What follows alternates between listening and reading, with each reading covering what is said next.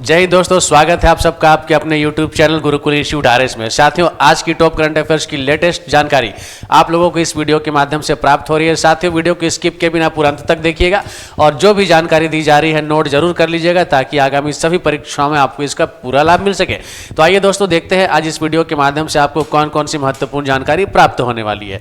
तो साथियों, सबसे पहली जो जानकारी है वो है वाटर शेड यात्रा का शुभारंभ। अब साथियों, वाटर शेड यात्रा का शुभारंभ किसके द्वारा किया गया? तो मैं आपको बता दूं, केंद्रीय कृषि मंत्री, जी हाँ, केंद्रीय कृषि मंत्री और इनका नाम क्या है दोस्तों? इनका नाम है श्री शिवराज सिंह चौहान। जी हाँ, श्री शिवराज सिंह चौहान मध्य प्रदेश के पूर्व के मुख्यमंत्री भी ये रह चुके हैं और वर्तमान में देश के केंद्रीय कृषि मंत्री है। इनके द्वारा वाटर शेड यात्रा का शुभारंभ किया गया है। अब जो ये वाटर शेड यात्रा है दोस्तों, मैं आपको बताना चाहूंगा, ये वाटर शेड यात्रा जो है ये प्रधानमंत्री कृषि सिंचाई योजना, जी हाँ, प्रधानमंत्री कृषि सिंचाई योजना के तहत इसको शुरू किया गया है। प्रधानमंत्री कृषि सिंचाई योजना के तहत इस योजना को शुरू किया गया है। इस वाटर शेड यात्रा को आरंभ किया गया है। साथियों, अब ये जो वाटर शेड यात्रा है, मैं यहां पर आपको बता दूं कि जल संसाधन प्रबंधन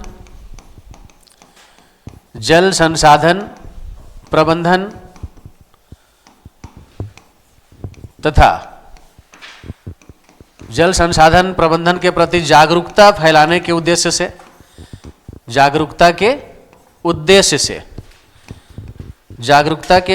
से ये जो वाटर शेड यात्रा है इसकी शुरुआत दोस्तों की गई है और इसके तहत भारत के लगभग 13,000 से अधिक गांवों को इस योजना का जो है लाभ दिया जाएगा। यानी वाटर शेड यात्रा जो है यहाँ पर स्टार्ट की जाएगी, यहाँ पर इस परियोजना को शुरू किया जाएगा।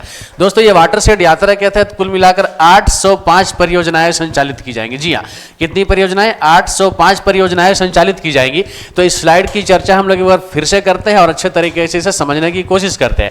साथियों, वाटर शेड यात्रा का शुभारंभ किसके द्वारा किया गया? तो केंद्रीय कृषि मंत्री श्री शिवराज सिंह चौहान जी के द्वारा इसका शुभारंभ किया गया और इसका जो शुभारंभ किया गया है प्रधानमंत्री कृषि सिंचाई योजना के तहत किया गया है। तो योजना का नाम जरूर याद रखेंगे, प्रधानमंत्री कृषि सिंचाई योजना के तहत वाटर शेड यात्रा शुभारंभ की गई है। दोस्तों, जल संसाधन प्रबंधन तथा जल संसाधन प्रबंधन के प्रति जागरूकता के उद्देश्य से इसकी शुरुआत की गई है और इस वाटर शेड यात्रा में कुल मिलाकर कितनी परियोजनाएं हैं? तो 805 परियोजनाओं को इसमें शामिल किया गया है। तो आइए दोस्तों, आगे बढ़ते हैं और अब अगली जानकारी है UNHRC से अलग हुआ अमेरिका। अब साथियों, UNHRC क्या है? तो सबसे पहले आप इसका फुल फॉर्म जानेंगे दोस्तों। UNHRC का फुल फॉर्म होगा यूनाइटेड नेशंस ह्यूमन रिसोर्स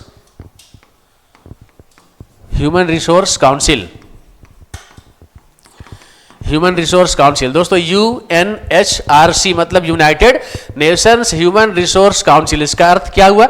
इसका अर्थ हुआ संयुक्त राष्ट्र मानवाधिकार परिषद। जी हाँ, संयुक्त राष्ट्र मानवाधिकार परिषद से अमेरिका ने खुद को अलग कर लिया है। अब दोस्तों, अलग करने के पीछे का कारण क्या है? तो साथियों, ये जो UNHRC है इसके ऊपर अमेरिका और इजराइल ने यह आरोप लगाया है कि इजराइल के मामले में, ठीक है ना, ये क्या करता है? पक्षपातपूर्ण रवैया दिखाता है। इजराइल को और अमेरिका को बेवजह ये जो है बदनाम करने की कोशिश कर रहा है। ऐसा डोनाल्ड ट्रंप जो कि अमेरिका के राष्ट्रपति है, उनका ऐसा आरोप है और उनका ये कहना है कि UNHRC जो है ये यहूदियों के विरुद्ध कार्य कर रहा है, यानी यहूदियों के विरुद्ध कार्य करने की ये कोशिश करता है और इजराइल को बदनाम करने की एक प्रकार से साजिश करता है। तो कुल मिलाकर इस बात से डोनाल्ड ट्रंप खफा है और यह जो निर्णय आया है, कौन सा निर्णय है? तो यह निर्णय यह है कि UNHRC से अमेरिका जो है वो अलग हो गया। साथियों, पिछले दिनों यहां पर मैं आपको बता दूं कि कोरोना वायरस को लेकर, ठीक है ना, जो भी चीजें आई थी उसे लेकर के साथियों, ये जो संयुक्त राज्य अमेरिका है WHO से भी खुद को अलग करने का कार्य पहले ही कर चुका है और इससे भी पहले की अगर बात आपको बता दूं तो यूनेस्को, जी हाँ, यूनेस्को से भी अमेरिका ने स्वयं को अलग कर लिया है और यूनेस्को से अमेरिका ने ही सिर्फ स्वयं को अलग नहीं किया है बल्कि इजराइल ने भी स्वयं को अलग कर लिया है। तो यहाँ पर साथियों फिलहाल अगर मैं आपको अमेरिका से रिलेटेड बातें बता दूं तो अमेरिका ने स्वयं को UNHRC से अलग किया वर्ल्ड हेल्थ ऑर्गेनाइजेशन से अलग किया। इसके अलावा यूनेस्को से भी स्वयं को अलग करने का कार्य संयुक्त राज्य अमेरिका कर चुका है। अब दोस्तों वर्तमान में संयुक्त राज्य अमेरिका के राष्ट्रपति कौन है? तो वर्तमान में संयुक्त राज्य अमेरिका के राष्ट्रपति है डोनाल्ड ट्रंप, जिन्होंने पिछले दिनों अमेरिका के राष्ट्रपति के पद की शपथ ग्रहण की है। आइए बढ़ते हैं दोस्तों अगले प्रश्न की ओर, अगली जानकारी की ओर। दोस्तों इकहोर अश्वत्थामा को साहित्य अकादमी पुरस्कार की अब चर्चा होगी यहाँ पे। साथियों इकहोर अश्वत्थामा दरअसल ये डोगरी भाषा में रचित एक साहित्य है। जी हाँ, डोगरी भाषा में रचित यह साहित्य है। और इसके रचनाकार कौन है दोस्तों? तो इसके रचनाकार है श्री चमन अरोड़ा। याद रखेंगे दोस्तों, श्री चमन Arora.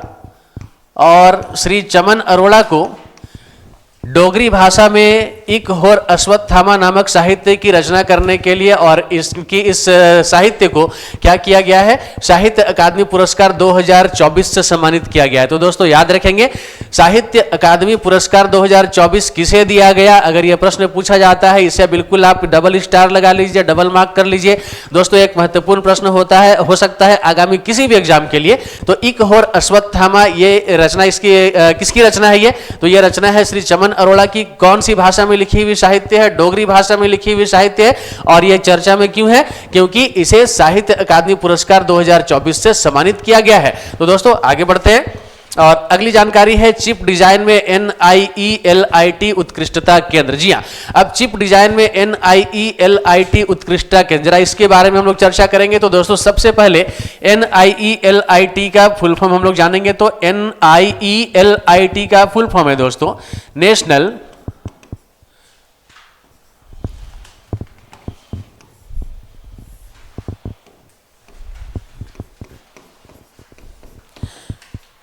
National institute for electronic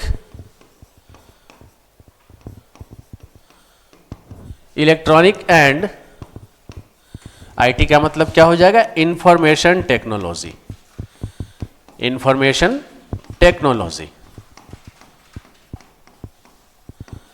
info technology. दोस्तों अब क्या है, चिप डिजाइन में NIELIT उत्कृष्टता केंद्र जो ये खोला गया है, अब कहाँ खोला गया है, किनके द्वारा खोला गया है? तो जरा इसके बारे में आपको बताऊं दोस्तों कि इलेक्ट्रॉनिक्स एवं सूचना प्रौद्योगिकी मंत्रालय, यहां पर मैं आपको बताना चाहूंगा, इसे मैं मिटा देता हूं और अच्छे तरीके से आप इसे समझ लेंगे।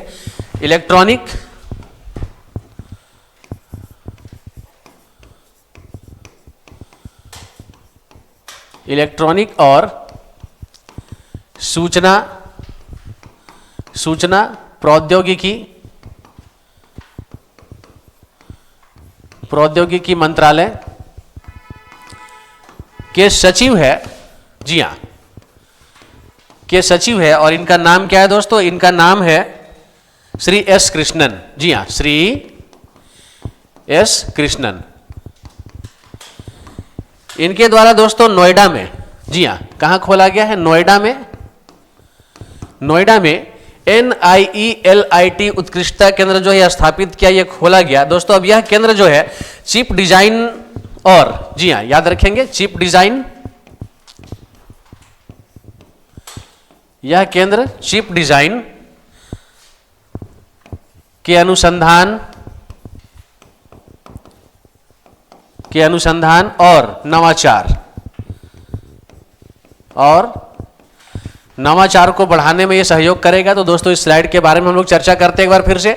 दोस्तों चिप डिजाइन में NIELIT उत्कृष्टता केंद्र खोला गया। कहां खोला गया? तो नोएडा में खोला गया। और किसके द्वारा खोला गया?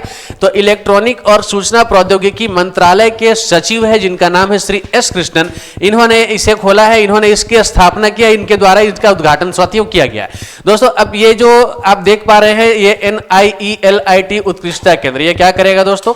ये चिप डिजाइन के अनुसंधान और नवाचार को बढ़ावा देने का कार्य करेगा। तो कुल मिलाकर के एक महत्वपूर्ण प्रश्न यह भी बनता है, मुख्य रूप से आपको इसमें क्या याद रखना है? चिप डिजाइन में NIELIT उत्कृष्टता केंद्र किसके द्वारा उद्घाटन किया गया? तो साथियों इसका आंसर क्या हो जाएगा? इसका आंसर हो जाएगा इलेक्ट्रॉनिक और सूचना प्रौद्योगिकी मंत्रालय के सचिव श्री S कृष्णा के द्वारा। तो आइए दोस्तों आगे बढ़ते हैं और अगली जानकारी है अमेरिकी मिशन ब्लू घोस्ट। अब ये दोस्तों ब्लू घोस्ट क्या है तो मैं आपको बताना चाहूंगा। Blue ghost blue ghost lander. दोस्तों ये एक कुल मिलाकर देखा जाए तो ये एक उन्नत तकनीक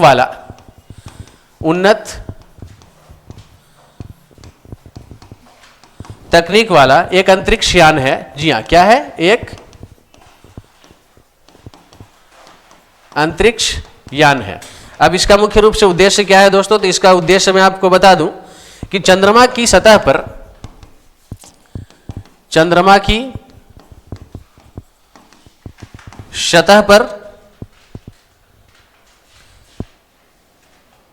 वैज्ञानिक पेलोड,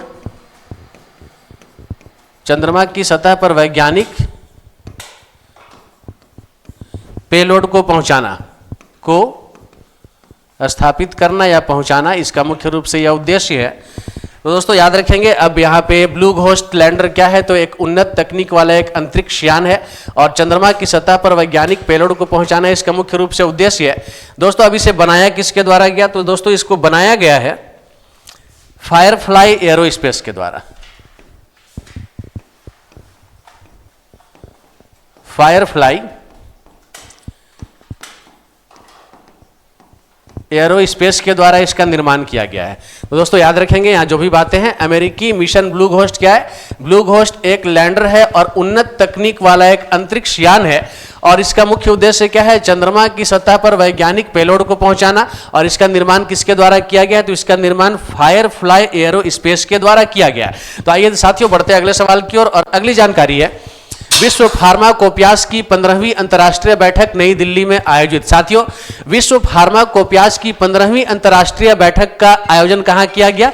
दोस्तों इसका आंसर होगा नई दिल्ली। जी हां, विश्व फार्माकोपियास की 15वीं अंतर्राष्ट्रीय बैठक का आयोजन जो है भारत की राजधानी नई दिल्ली में किया गया, जिसमें दोस्तों फार्मास्यूटिकल उद्योग से जुड़े, ठीक है, वैश्विक स्तर के लीडर्स जो है इसमें शामिल होने का कार्य किए हैं। अब इसका उद्देश्य क्या है? तो दोस्तों इसका जो उद्देश्य है मैं आपको बता दूं कि इसका मुख्य रूप से उद्देश्य है दोस्तों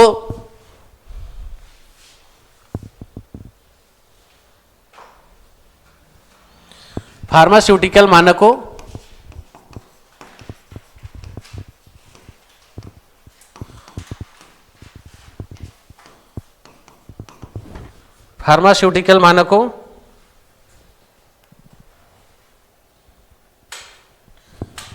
में सुधार, फार्मास्यूटिकल मानकों में सुधार और सार्वजनिक स्वास्थ्य परिणामों को बेहतर बनाना, और सार्वजनिक स्वास्थ्य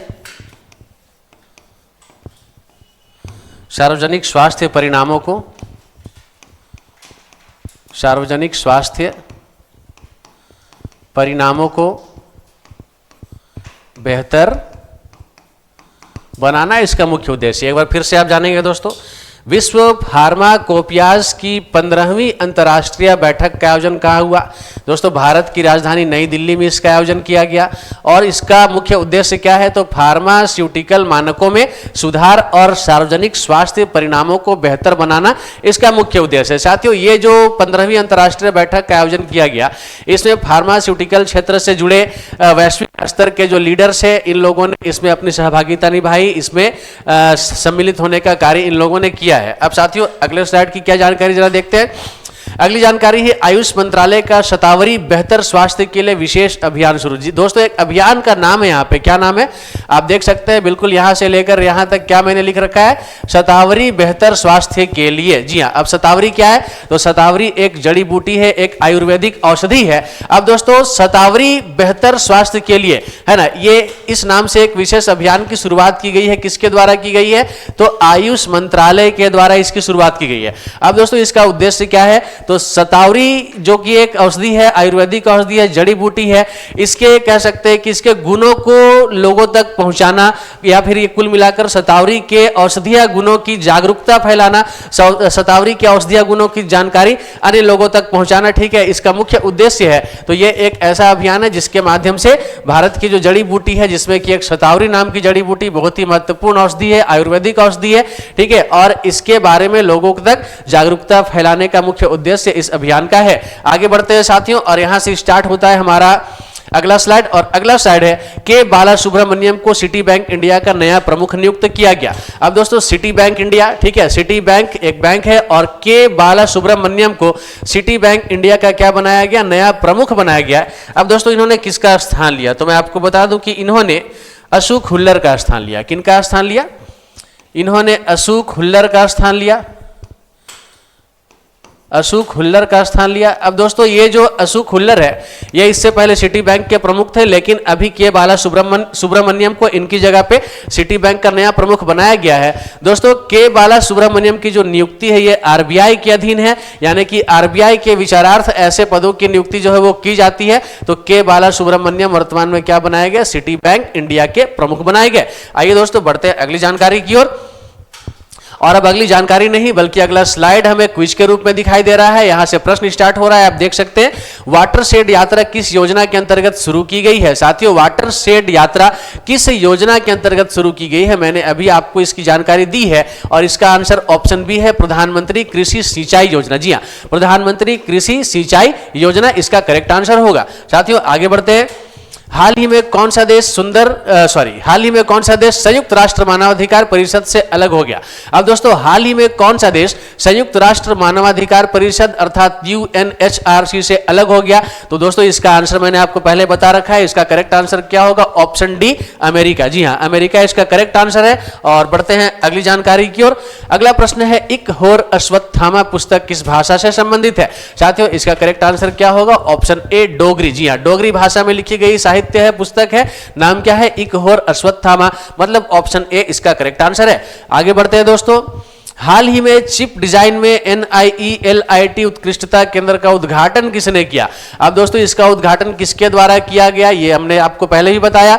अब यहां पर आप देख सकते हैं ऑप्शन के रूप में कौन कौन सा ऑप्शन है।